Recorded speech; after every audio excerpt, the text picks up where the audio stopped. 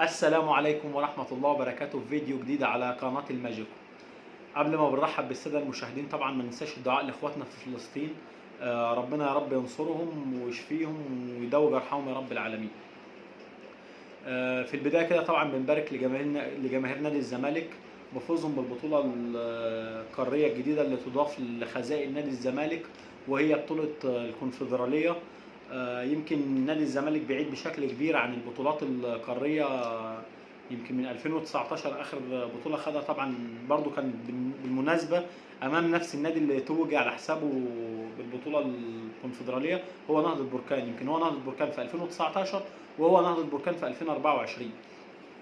يمكن الزمالك طبعا بعيد عن البطولات القاريه ليه فتره كبيره، ودي طبعا ما ينفعش طبعا في نادي الزمالك. يمكن نادي الزمالك من الانديه الكبيره اللي اي حد بيبقى مستنيها في اي حدث تاريخي زي كده. طبعا بنبارك للجمهور وبنبارك للزملكاويه كلهم. بنتمنى طبعا الفوز للنادي الاهلي في بطوله دوري ابطال افريقيا لملاقاه نادي الزمالك في السوبر المصري الخالص، في السوبر في الافريقي المصري الخالص، اللي هيكون ان شاء الله بعد تتويج النادي الاهلي. السوبر يكون ما بين الزمالك وبين الاهلي، فبنتمنى ده ان شاء الله يحصل.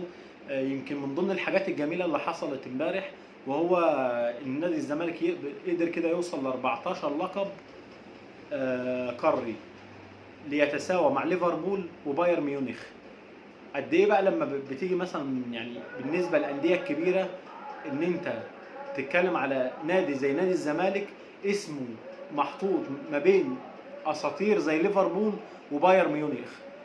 دي مش مجامله مثلا من مشجع مثلا لنادي الزمالك ولا مثلا من محلل لنادي الزمالك، لا دي يعني حاجه الفيفا بتحصدها، بتقدر توصل لاحسن بطولات قاريه طبعا في العالم، واكبر حد خد بطولات قاريه في العالم هو ريال مدريد.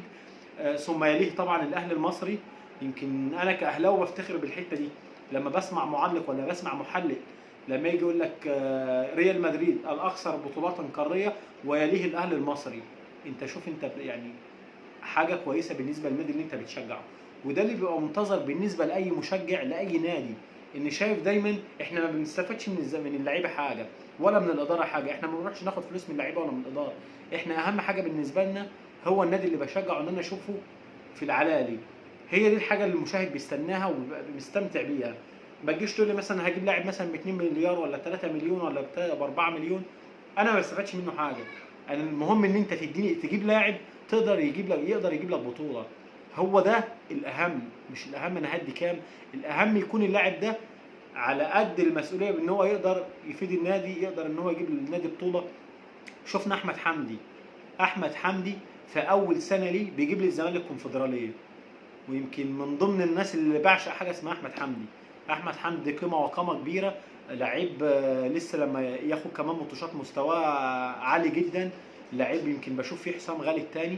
فيعني الواحد كان مستخسر النادي الاهلي انه يسيب اللاعب زي ده، بس يلا كل حاجه طبعا بتبقى نصيب. طبعا نادي الزمالك قدر يوصل ل 14 بطوله قاريه ليتساوى مع ليفربول وبايرن ميونخ. اتكلمنا في دي.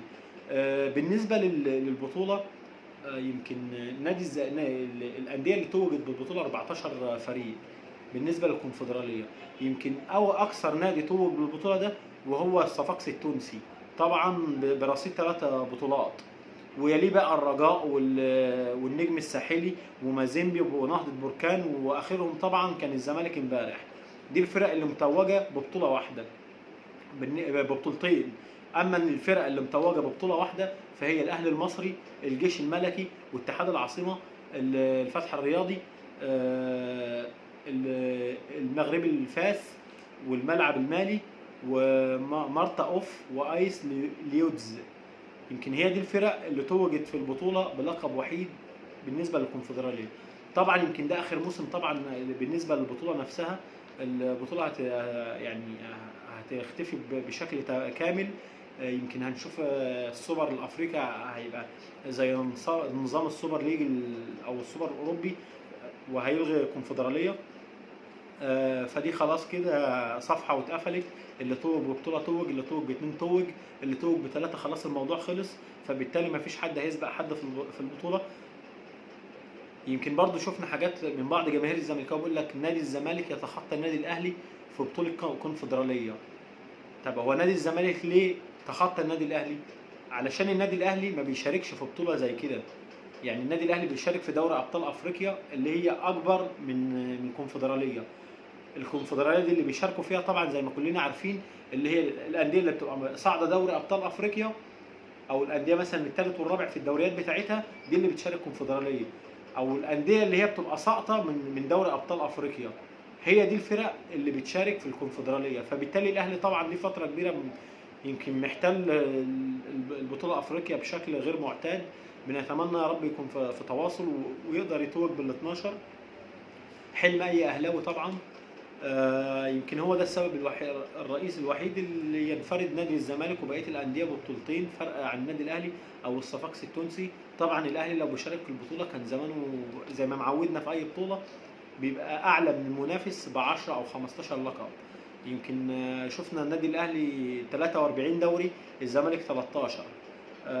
بيبقى فرق شاسع يعني. حتى في بطوله افريقيا لغايه وقتنا هذا يمكن الزمالك بيدور على السادسه ليه فتره كبيره، يمكن الاهلي خد التاسعه والعاشره وال11، وهو لسه نادي الزمالك بيدور وداخل على ال12، ولسه نادي الزمالك بيدور على السته.